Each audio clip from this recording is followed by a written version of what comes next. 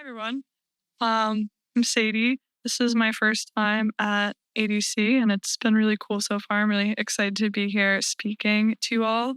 Um, my co-presenter Honor is unfortunately unable to make it in person due to illness, so I'm going to be playing a video he recorded for his portion of the talk, in like a couple of slides, and then I'll be talking after that.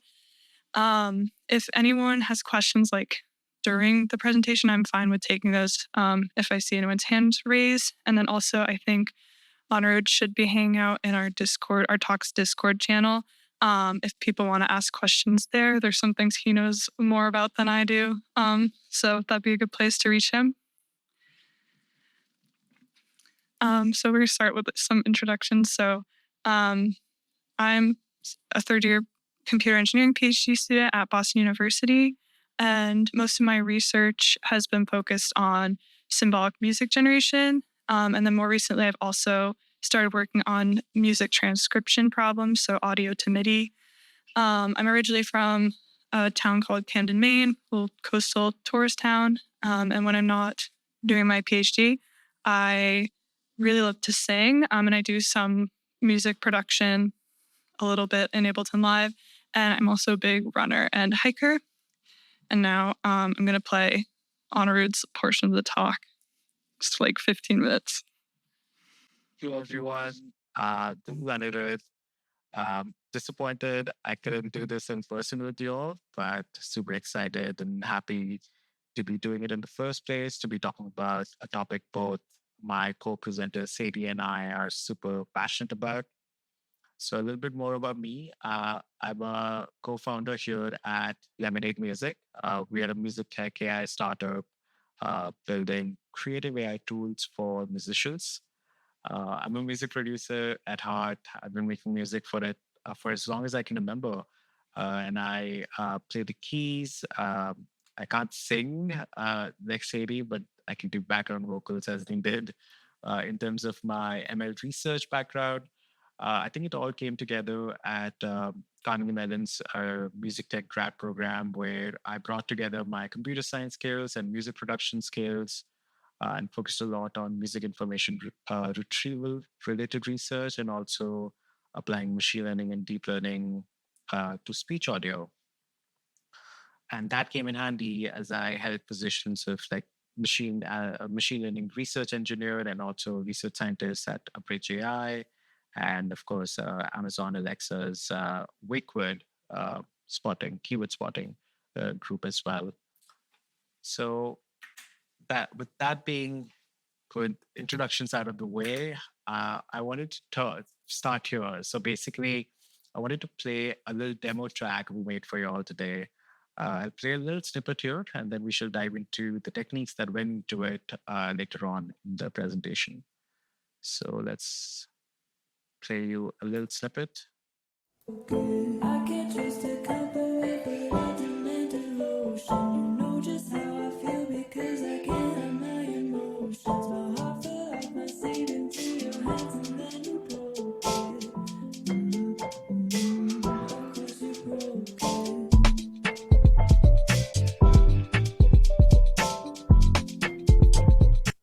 We'll stop there, but we'll listen to the whole thing later anyway.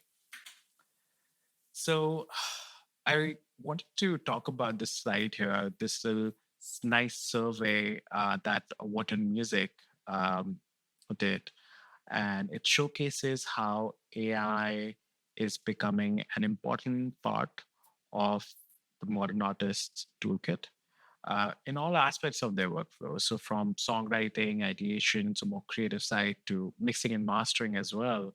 Uh, Many of your favorite products are probably featured here, and many of the other names are more recent as well. These products are powered by some core algorithmic advancements in recent years, especially in the lane of generative AI. Um, and many of those techniques we'll actually talk about today as well. So for today, our talk goals are as following. So first, we'll compare the benefits and drawbacks of modeling generative raw audio versus symbolic music. We'll provide an overview of current symbolic AI music tools that exist today and what could be coming in the future. We'll demonstrate some examples of AI human music collaborations and dig into how they were created. We'll even explore the limitations of symbolic modeling and finally communicate our vision for AI's role in music and production for artists. So let's first start with understanding what is raw audio as compared to symbolic music. Most of us, when we think of audio, we imagine some kind of waveform.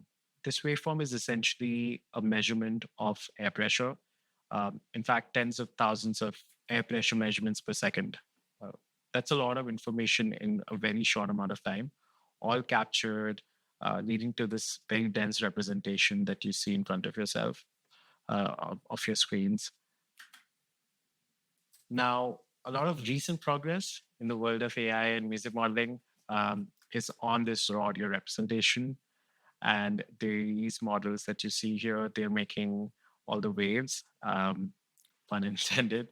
Uh, so over here, we have a prompt, and then we present outputs from four different models using the same prompt. So the prompt is a pop trance track with catchy melodies, tropical percussion, and upbeat rhythms, perfect for the beach. Now, what I want you to do is imagine a track with that prompt in your hands, right?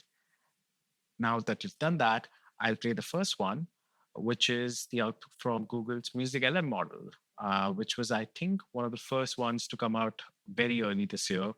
So let's see what we get from Music LM.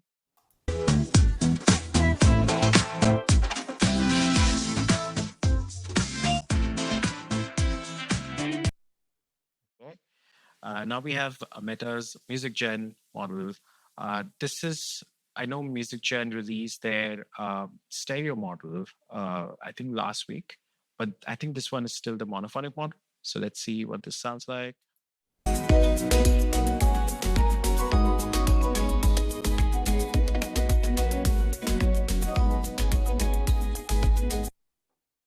Okay. And now we have Refusion.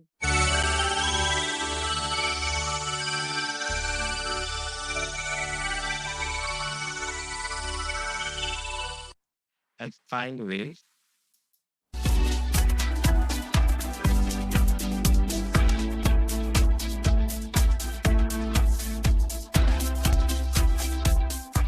so I'm sure you all have a lot of different observations as well. But from my perspective, very interestingly, uh, it's noticeable how for the same prompt, we get very different outputs, right? But at the same time, prompt and music and the corresponding music have a very subjective relationship to begin with. And it depends on the prompt, of course, in some cases more than the others. Now, at this point, I would like to acknowledge something that a lot of artists in the space are thinking about, which is that from an artist's perspective, how and on what data sets these models were trained is a big matter of concern. We, as the community, like of researchers in industry and academia, we want to push towards an ethical AI approach at all times. However, we do recognize that some of these approaches, like on the screen or may not be on the screen, but some of these approaches in general, they do not meet the standard uh, like that we need for ethical AI, and that is why we consider many of them more of a demonstration of the technique than an actual usable ethical tool for everyone. But hopefully, and I'm sure of it, going forward, that will change. Like we're all exploring and discovering and learning about this space together. Now, let's talk about symbolic music. So, symbolic music, on the other hand, in contrast to audio representation, it's a representation of features and characteristics of the corresponding audio. Uh, it's sheet music. It could be MIDI. MIDI it's a communication protocol, as we know, designed for systems like computers and synthesizers to communicate musical information with each other. MIDI to audio is what you could consider scalable vector graphics to a rendered image in the world of imaging and computer vision. Now, what's happening in the symbolic generation space? Well, the pace of progress is not comparable to the audio space. A lot of new models have just come out this year itself. But at the same time, there's been some pretty impressive progress being made and a lot of impactful work being done in recent years in this space as well. So we see a couple of approaches and models here from the Google's Magenta group. A lot of good work has been done from the AI music group as well, from Microsoft, and OpenAI's MuseNet is another mention here. So a lot of good models and a lot of good research has come out in space as well. Some of it we'll be covering in more detail. So in terms of, we talked about the data, but in terms of like the modeling comparison on those different data, so like raw audio versus symbolic music, what are the differences, right, in terms of modeling? What does it mean? So firstly, in terms of modeling raw audio, so it's dense information representation. So that means that it's highly expressive as well. And it's rich with information, leading to more freedom with expressing musical intent. So what that means is like it refers to tonality and characteristics of sound. There's more you can represent and more possibilities. Uh, Apart from tonality and characteristics, there are more obvious ones like pitch. In contrast to, like on the other side, we have symbolic modeling, which is sparse information. So, for example, for pitch on the symbolic side, you have 128 values representing pitch. So 128 pitches that you have. So it is less expressive. It may not be applicable, for example, to some scales, which it may not be directly applicable to some scales from different parts of the world that do not follow those pitches. And like you would have like straight up, it won't be corresponding to that. The next point here is on the raw audio modeling side, the output is hard to edit post generation. You have the final raw audio output. On the symbolic modeling side, the output is MIDI, so it's like easily editable post generation in your favorite digital audio workstation of choice. I'm sure you must have noticed from like when I played the generative outputs earlier, but we still have audio quality issues, and this has been worked upon and being improved. But we do have audio artifacts on the raw audio modeling side, whereas on the symbolic modeling side, audio is synthesized later as per the quality that you need and the sound and the instrument that you want. And finally, a majority of the research has a very end-to-end focus. So go even taking, for example, text to audio, a lot of the audio is like full tracks or like full pieces, which can be like straight up be used by a lot of different people. Whereas uh, symbolic modeling, on the other side, it's targeted towards musicians. The output is MIDI, something that you can edit, and it's focused towards it's very usable for artists. So all in all, that's to say that it's great for artist agency, symbolic modeling, and it's great for collaborating with AI and actually interacting with it and developing something together, creating something together. So before I hand it back to Sadie for the rest of the talk, I wanted to give a little preview, not a preview, I wanted to kind of just showcase how far we've come. I talked about like how MIDI modeling is not, research is not going at the same pace as audio, but still we've made huge progress. So here is an example on the left of like the computer accompaniment problem and the MIDI modeling around that and MIDI research being done at the time. I think this is from the 90s by my advisor at CMU, Roger Dannenberg, who's one of the pioneers in the field of like computer music. And on the right hand side, we have a YouTube music producer reacting to what an modern AI model, I think from the Google Magenta group, spit out, taking the input that he gave to the model. So we'll listen to both. Go. The purpose of the program then is to listen to my performance, a live performance of the solo part, and to synchronize the other parts and play them along with me.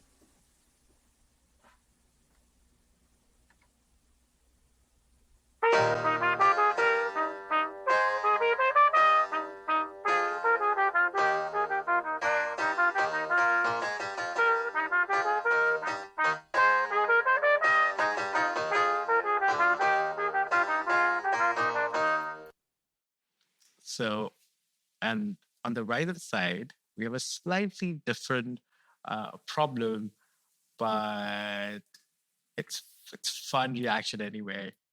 MIDI? So it takes my MIDI and kind of finishes it, I guess. Oh, okay, here it is.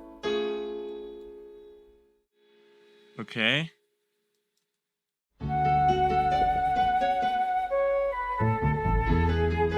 What the? What the? What the? So slightly different problem. This is more heavy on the generative side, which is all the models that have come up in recent times as well. And yeah, I just wanted to leave you with that. And with that, back to Sadie. Thank you. Cool. So, Anirudh kind of set up for us the benefits that we get from symbolic modeling versus this raw audio space. So for the rest of the talk, I'm going to focus on the symbolic audio, the symbolic music world. And when I say symbolic music, I mostly just mean MIDI, but it could be there's other things, but we're usually talking about MIDI because that's what everyone uses. So I'm going to start with this high-level overview of the symbolic music generation space. So I'm going to talk about data sets and representations that are most commonly used for these models, and then architectures and their creative applications. And finally, I'm going to discuss the criteria by which we evaluate symbolic music generation models. So in order to train a machine learning model, you need a lot of data. So for generating MIDI, it means we need a lot of example MIDI data for the model to learn what it's supposed to generate. So one of the most common data sets you'll see used for training symbolic generation models is this lock MIDI data set, which was this was a PhD thesis from Colin Raffel. So it consists of around 180,000 MIDI files, and he just scraped these from publicly available sources on the internet with a web crawler. The data set was created in 2016, so it doesn't have any music newer than that. Another commonly used data set is this piano E competition data set. This is also used a lot for transcription because it has corresponding audio. So it's about 200 hours of MIDI recorded from human performances of classical piano music. It has expressive dynamic information. It also is recorded at a time granularity of around 10 milliseconds. And then also worth mentioning probably is the Bach chorales data set, which is Bach's entire corpus of 4-part chorales. These last two data sets kind of have the downside of both of them only contain really one genre, and they're significantly smaller than the lock MIDI data set, which is why we see that one be used more. That one has a lot more genres. It has whatever it could find online.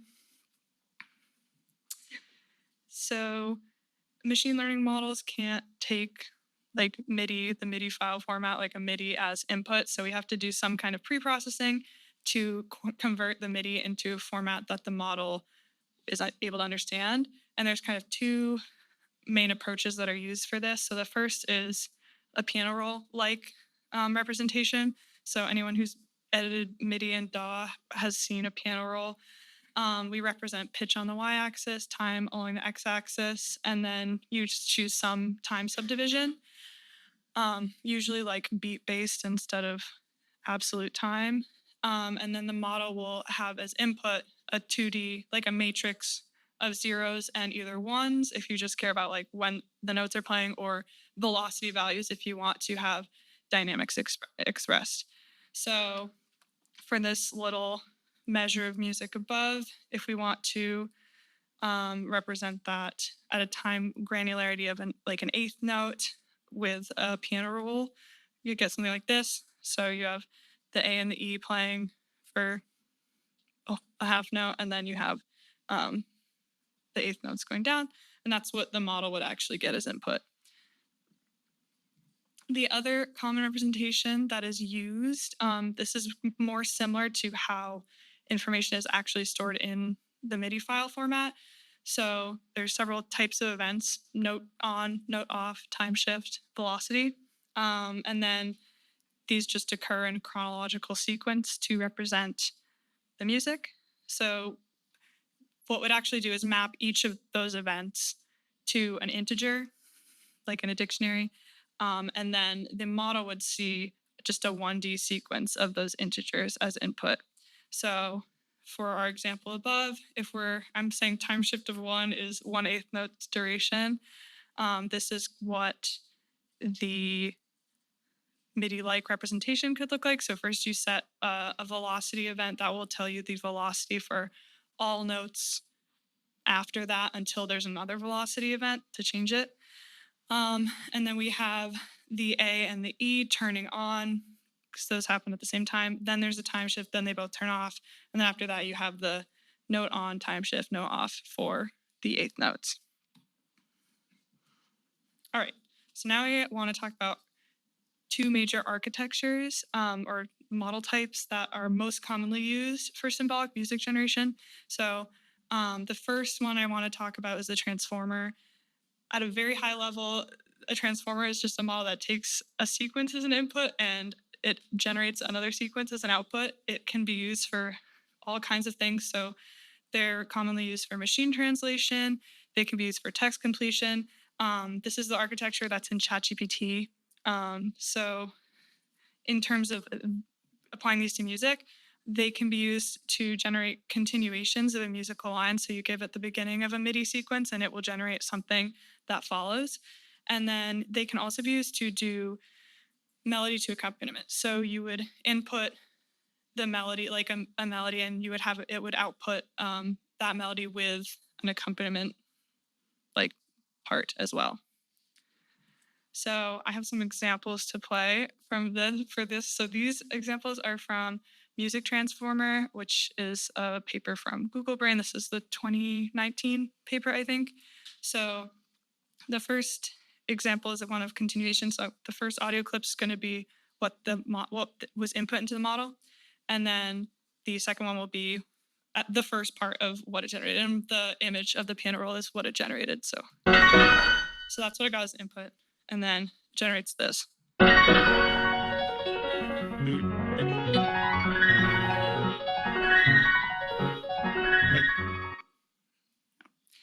And then for an example of how the accompaniment would work, so the input to this model was just the melody of Twinkle Twinkle Little Star, and then the model output this.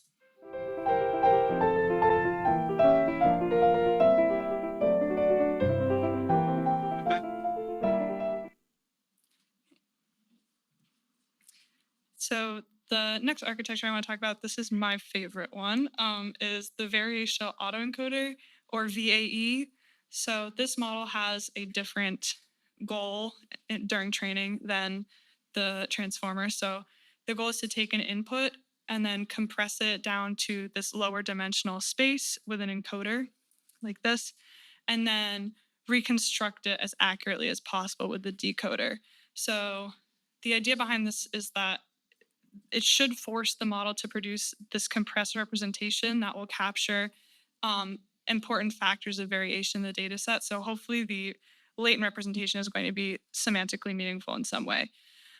For symbolic music, we would input our symbolic MIDI representation. The encoder is going to compress it down into this latent representation vector Z. So some things in the music world that this could maybe contain would be things like how long the notes are on average, or the melodic contour of the piece. And then finally, the decoder will take this latent vector and then translate it back into symbolic music. So the variational aspect of the model is basically that means that there's some randomness in the decoding process. So that it will result in multiple different outputs coming from the same latent representation. So these models have a lot of really cool applications in the music space. You can just generate like random stuff by just, choosing a random latent representation and seeing what comes out when you decode it. You can also generate variations on a given musical idea, and you can do conditional generation on like musical attributes. So because, as I said before, the same latent representation results in different decoded outputs, you can use a VAE to create slight variations on a given MIDI. So if I have a MIDI that I like it, but like I want to see maybe change it a little bit, I can put it through a VAE, and hopefully what will come out is something that's similar, but it will be a little bit different because of the variational nature of the autoencoder. So this slide has two examples from the music VAE paper. They were sampled from the exact same latent representation. So here's the first one.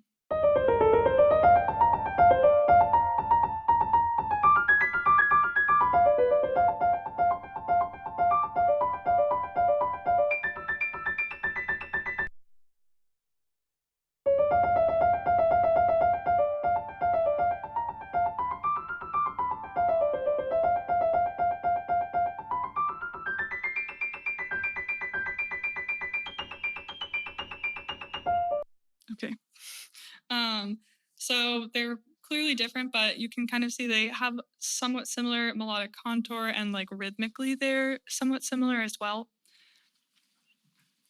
So the coolest thing that you can do with VAUs is make kind of specific targeted changes to an input by performing arithmetic operations on the latent representations. So this is a very simplified example.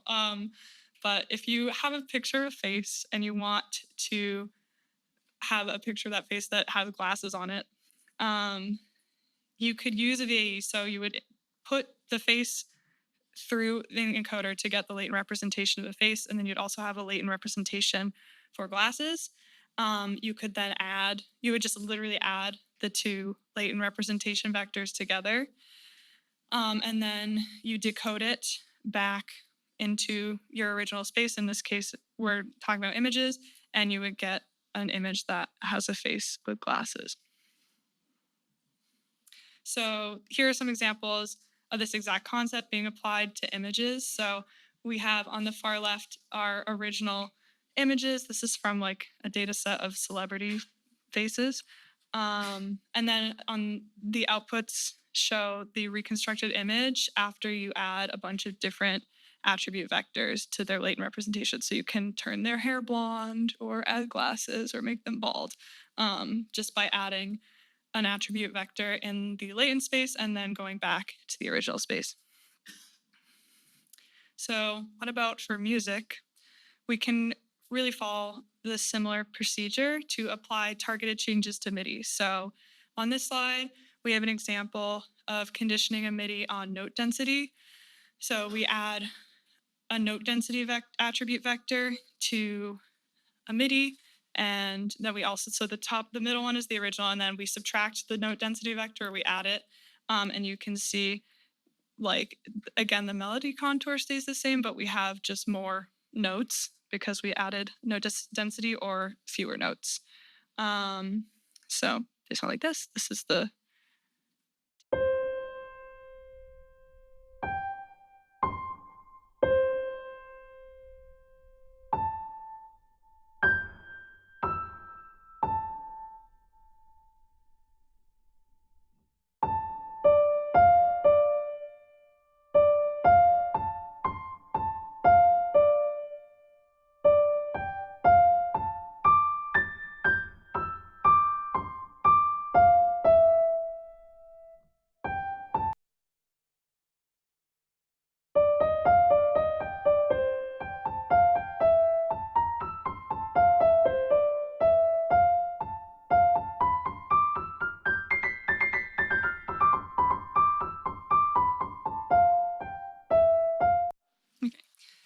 So in this paper, they also do experiments where they condition on things like diatonicity, the average interval, like pitch interval between notes, and they also do eighth and 16th note syncopation. So you can imagine you can really do this with any attribute that you can calculate just from the MIDI notes themselves. Those can all be used as conditioning variables. So you can kind of imagine a tool where you can have an input MIDI and maybe like some sliders where you can edit different attributes of the MIDI. So now we talked about kind of the architectures that are used. I wanted to briefly discuss the way that we do you have a question? Yes, absolutely. Move to the next topic. How wait for the mic. Hi. So I can imagine how you can go from MIDI into the latent representations. Mhm. Like you can count the notes to get the note density, that sort of things. Right. But how do you go back? So the architecture of the model really depends. You start with either, your 2D matrix or your just like one-dimensional sequence. And then you go down to like basically a single smaller vector representation. And then the decoder architecture is typically like somewhat mirrored from what the encoder does. And it'll just kind of force it back into the right shape. I guess I think you're asking kind of like about how this works specifically for attribute arithmetic. Or Yeah. Like for example, you're talking about syncopation. mm-hmm. Yeah, you were sorry, just for the microphone. So you were talking about syncopation, right. and also about note density. So that's a very abstract concept, I think. Right. You could talk about funkiness. I don't know. Right. How do you go from those abstract concepts Mm-hmm. to times and note durations and pitches? So the idea is the way that they actually form the attribute vectors is they calculate the attributes for like a large number of MIDIs. They take the top, like if you want a note density vector, you'd calculate the note density for a bunch of vectors. You'd take the top 10%, you put those into the latent representation, and you then average all their latent vectors. And the idea is if the VAE is working how it should, the average of their latent vectors, what all those things should average out to is like all they really have in common now is that they're all note dense. So all the other like features that they differed by will kind of be canceled out by the averaging. And then when you add just that vector that represents this is a note dense piece to another vector that just represents a MIDI, the way the latent space works, you would hope that like that vector will kind of move it into the direction of being more note dense. And then when you go back, that's kind of, hopefully that helps. Okay, wonderful. All right. So let's talk about evaluating the models. It's really hard to evaluate generative music models because it's not really clear or objective in any way what we're looking for, like what success looks like. So music is subjective. It isn't really easy to say if what a model generates is good or bad because like two people will probably disagree whether they like it or not. So one way that people evaluate these generative models is just by the modeling metrics. So this is just like a score that represents how well the model is doing the task that it's optimizing for during training. So for a VAE, its task is reconstructing the original MIDI. And like you just have a score of like how like reconstruction accuracy tells you how well you're doing at that. And then for the transformer, like say we're doing like next note prediction, next token prediction, you just do like some kind of prediction accuracy score of how well it's doing like predicting the next token. We can also use content-based metrics such as like pitch distribution, rhythm, temporal structure, and chord structure. So this is a way to evaluate generated pieces in a more music theoretic way. So is the generation all in the same key? Do the rhythmic elements feel consistent? Like, these are things, I feel like these are good bellwether for how these generations would be perceived by human listeners. Like, if they don't have those things, people are gonna be like, oh, that sounds kind of weird. However, they will not replace actual human evaluation, which I think is essential for evaluating any music generation model, since the goal should be to generate music that people enjoy. Any evaluation that doesn't do some type of subjective rating, I think, is kind of incomplete. So researchers typically will generate a bunch of MIDI using several different models, and then have listeners provide ratings for them or vote on like which one they prefer. And then they'll also sometimes compare to human composed music as well to see the difference in how people are perceiving, like how people like the human created music versus the AI generated music. So now we're going to go back to the little piece that we played in the beginning, and show we used a couple of symbolic MIDI plugins that are available to like kind of take just a vocal sample and turn it into a small track. So that Honor is going to kind of walk through how that happened. Hello, everyone. So this is a quick beat breakdown of our beat we made.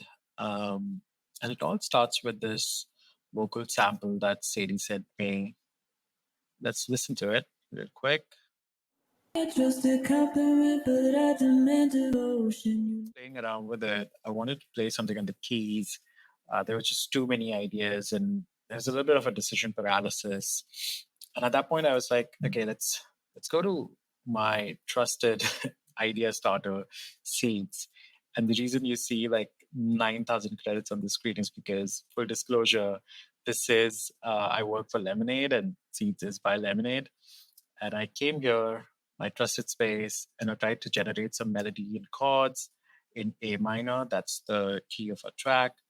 And I got a bunch of generations. I ended up selecting this one. Let's go back to my save. So this one.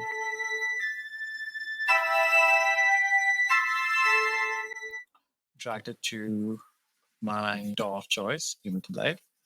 And this is what it sounded like. Put some piano sounds on it.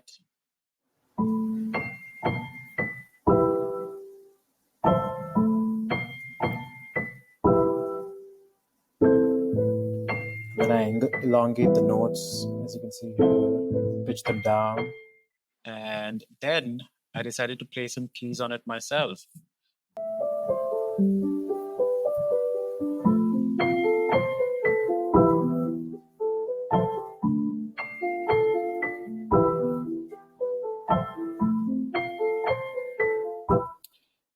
And at that point, I was like, okay, this is going pretty well. I need some drums to go with it.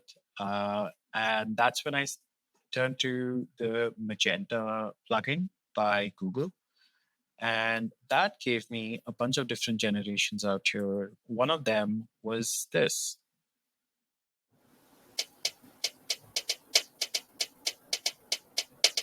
And this is what I made it to.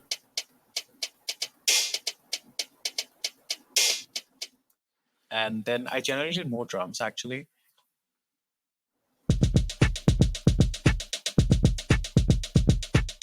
Kept most of the kick and snare hits, but just muted some of them because there was just too many hits. And this is what it started to sound like. Yeah, a lot of bounce there. Another thing that makes the track move is the bass line to go with the drums. Once again, turn to Seeds. This time I generated a melody in A minor. And I think this was the melody. I think the original melody on my bass sounded something like this.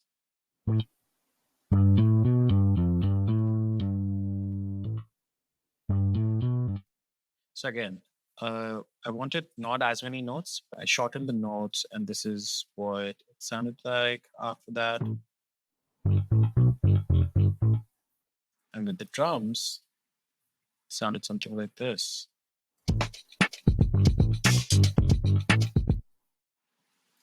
So all in all, ability to generate MIDI, first of all, unlocked uh, places where I was stuck, idea-wise, melodically, composition-wise.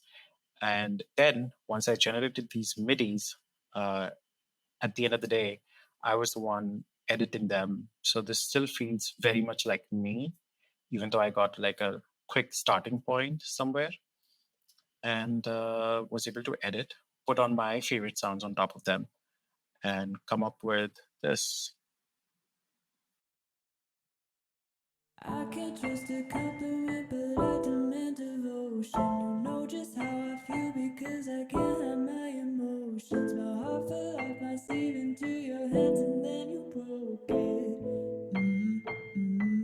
Of course you broke it. I can't trust a compliment, but I demand devotion. You know just how I feel because I can't hide my emotions. My heart fell off my sleeve into your hands and then you broke it. Of course you broke it. Of course you broke it.